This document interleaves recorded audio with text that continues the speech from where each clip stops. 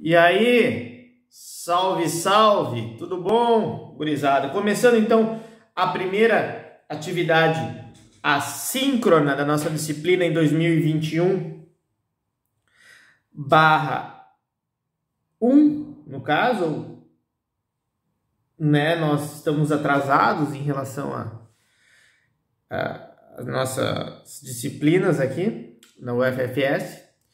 Mas vamos lá então, pessoal, vamos começar essa disciplina de modo propriamente dito, né? Antes a gente tinha feito alguns comentários algumas sínteses da história brasileira até a República Velha, ok? Então, pediria eu um pouco de paciência em alguns conceitos aqui que são próprios da época da República Velha, ok, pessoal? Quem é o autor, então, da aula de hoje? Victor Nunes Leal, 1914 a 1985. Ele nasceu na zona da Mata Mineira. Ele ainda convive nessa sua infância, nessa sua juventude, com a chamada realidade coronelista, que nós vamos ver ao longo da aula de hoje.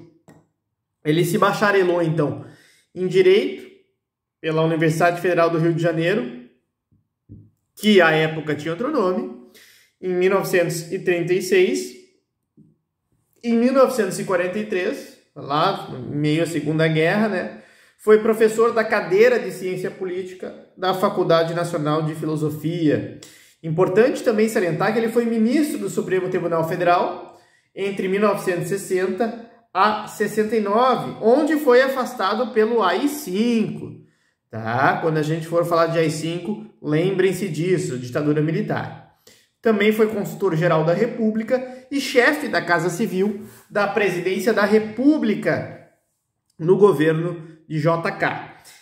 Também foi jornalista e lecionou na Universidade de Brasília, UNB. Ou seja, o Victor Nunes Leal, pessoal, ele é um autor, não só, que eu vou falar agora para vocês, extremamente relevante na ciência política, mas ele também atuou politicamente, né, tendo sido ministro, chefe da Casa Civil, no caso, também membro do STF, participou ativamente da construção institucional brasileira, por assim dizer.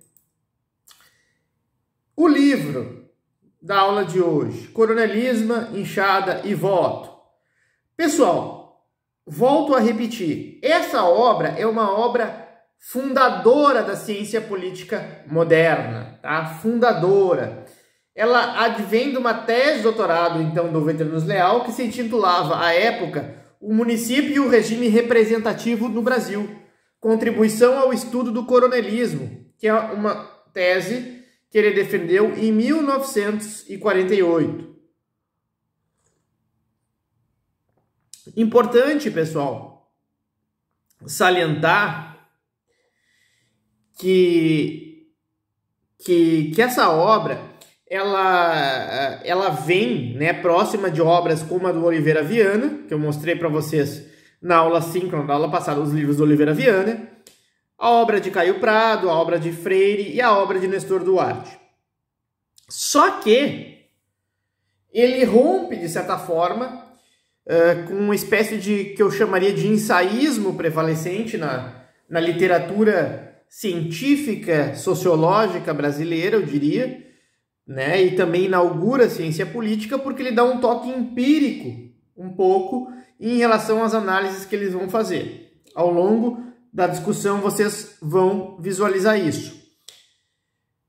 Eu não costumo, né, falar sobre prefácios, mas esses prefácios são muito bons, pelo menos da 7ª edição do Murilo de Carvalho, né, do José Murilo de Carvalho, que tem coisas interessantes. Quando foi convidado a escrever pelo Dicionário Histórico Biográfico Brasileiro, CPDOC, da FGV, muito interessante, quem não conhece, dê uma olhadinha no site, enfim, para quem quiser também conhecer vários e vários verbetes da política brasileira. Tá, ele não quis escrever sobre o coronelismo e quem acabou escrevendo foi José Murilo de Carvalho, que vocês conhecem bem, imagino. Muito das obras desse autor aí de hoje, né, o Victor Nunes Leal, vamos falar sobre mandonismo, o que é isso, o que é clientelismo, o que é filhotismo, mas no caso do coronelismo, ele é um sistema mais elaborado, já digo de passagem, que é a grande tese do livro dele, o funcionamento do sistema coronelista no Brasil durante a República Velha, ok? Por que é algo maior? Porque existe toda uma conexão que se realiza, e ele vai analisar no livro, entre município, estado, união, coronéis, governadores e também o presidente da República. Uma coisa interessante, pessoal, é que Leal ele rompe com a visão dicotômica, né, expressa em outros estudos como Casagrande versus Estado, feudalismo versus capitalismo, público versus privados, que dominavam os debates da formação da sociedade brasileira, com Freire e com o Partido Comunista Brasileiro, né, no Sr. Duarte também. Então, nessa obra, além disso, ele rompe, né, segundo Murilo de Carvalho, com alguns determinismos, como o juridicismo da época, economicismo e os racismos. O que eu tinha dito na aula passada para vocês, eu e a professora Carolina, como a intelectualidade brasileira estava repleta ainda, né, disso aqui, do chamado racismo, dentro da própria noção de desenvolvimento. Quer dizer, eles pegam o evolucionismo, que vocês estudaram, do século XIX, juntam evidentemente com o darwinismo, e muitos autores da época, ainda que não fossem tão expressamente racistas quanto os do final do século XIX, nesta república, início de república no século XX, ainda assim pensavam de uma maneira assim, né? Então, a obra não tem nada disso. A obra rompe com esse tipo de visão mais antiquada, uma visão acientífica, né? Então, além da preocupação com a estrutura política em si, ele também enfatiza a necessidade de averiguação da estrutura econômica. Ele não desconsidera essa possibilidade, né? Então, isto também é importante salientado. Ele tanto analisa a estrutura política quanto analisa a estrutura econômica. É interessante notar, e se vocês já lerem o capítulo recomendado, vocês já vão ver isso, que ele utiliza dados quantitativos como o censo de 1940, os anais e o diário do Congresso. Tá? Vários jornais, pesquisas sociológicas também. Então, ele... o que eu falei anteriormente, o que eu chamaria de ensaísmo, pessoal, das ciências sociais brasileiras até então? Até mais ou menos a Segunda Guerra Mundial, quando a gente vai ver aquelas grandes obras de formação, tá? Muitas vezes elas são tidas como ensaístas porque elas não são padronizadas como um processo de ciência como atualmente é. Muitas vezes sem dados, muitas vezes com, eu não digo opiniões, né, mas visões um pouco diferentes de maneira de construção da ciência, como foi, por exemplo, pós-Segunda Guerra Mundial e como foi os outros autores mais novos. Então, ele, de certa forma, nesta obra, ele inaugura, então, essa perspectiva, que eu diria uma perspectiva mais, não só científica, mas moderna da ciência política atual. Inclusive, né, se vocês forem ler e pensar a ciência política brasileira, essa obra, ela é uma obra que talvez seja a primeira obra moderna de ciência política. Não existia nenhuma antes. A gente não pode... Existem textos importantes, vejam bem, mas a maneira como se faz análise, quase que sem dúvida, se eu tiver que citar uma obra inaugural dessa modernização da ciência política, que vai ocorrer depois, mais especificamente, entre as décadas de 60, 70, né? Ela vem com essa obra aí do final da década de 40, tá, pessoal? Então isso eu acho que é importante vocês anotarem isso. Ele foi criticado bastante pelo marxismo, porque e depois a gente vai explicar melhor um pouquinho disso, que os coronéis eram vistos muitas vezes como atores políticos simplesmente, não como classe. Tá? O que, na avaliação do José Murilo de Carvalho, que é o que a gente está vendo aqui, esse prefácio, né? E também uma avaliação que eu concordaria, é injusto, porque ele fala, assim, nos coronéis como uma classe dominante, bem claramente, na sua obra, ok? Então, mas elas estavam em declínio, isso é importante ser falado. Tá? Então ele fala a questão de classe também na obra dela, embora, obviamente, a centralidade da classe social não seja tão grande assim. Ele estava preocupado, enfim, né, com um modelo autêntico de representação política no Estado Novo, diferente de outros autores, principalmente como de Oliveira Viana, que não acreditavam muito na democracia naquela época. Nós estamos falando o quê? Década de 30, década de 40, né, pessoal? Justamente um período lá que é do início do Estado Novo. Ele é um cara democrata, né?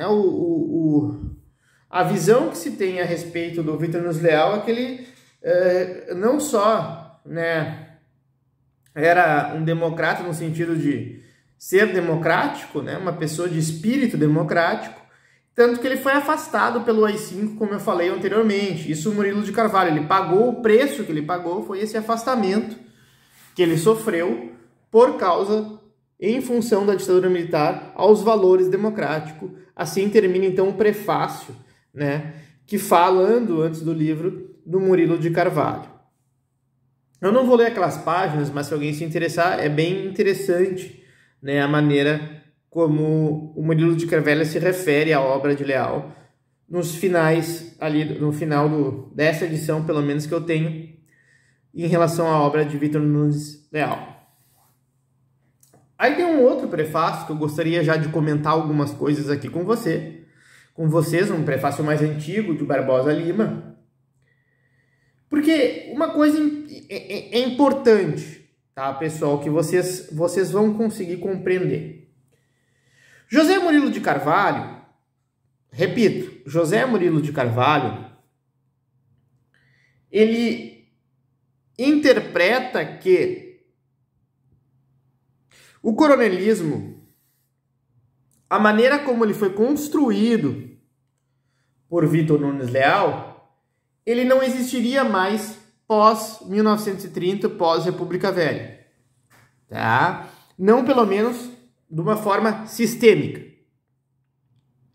Esse autor, chamado Barbosa Lima, ele diz que, apesar das mudanças evidentes da realidade coronelística, as pessoas ainda mantêm uma dependência, tá? E depois eu vou mais falar sobre o conceito, e faz com que haja, então, uma continuidade do coronelismo no Brasil. O que eu vou dizer para vocês antes, então, da gente falar sobre coronelismo? O que eu falaria para vocês? Tá, pessoal? Uma coisa importante.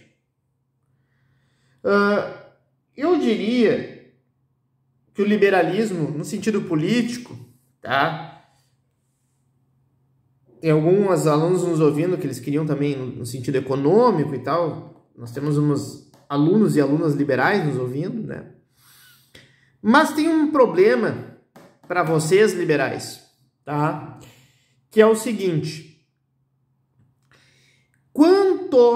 enquanto houver uma dependência muito grande de uma massa de brasileiros em garantias básicas como saúde, educação e, obviamente, alimentação. Professor, tu está exagerando. Bom, eu estou gravando esse vídeo no momento que se fala de um recorde de desigualdade social trazida pela pandemia, aumentada pela pandemia, onde o 1% mais rico ficou mais rico ainda, né? E os mais pobres ficaram mais pobres, ou seja,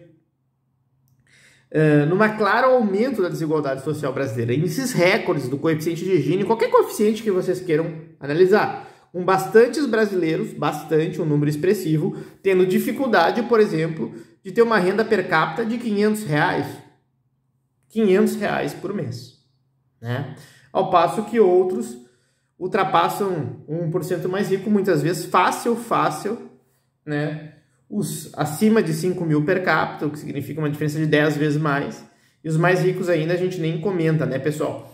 Mas, né, não quero me alongar aqui sobre desigualdade, mas falar até uma ideia do livro, que é uma sugestão de seminário para vocês que ainda não sabem o que fazer, que muitos alunos já apresentaram nessa disciplina, o livro do Alberto Almeida, A Cabeça do Brasileiro, tá?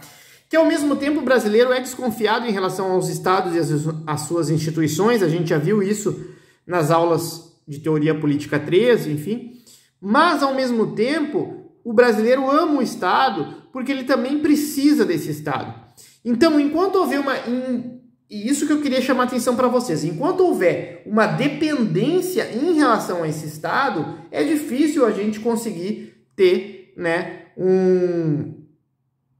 como é que eu diria para vocês?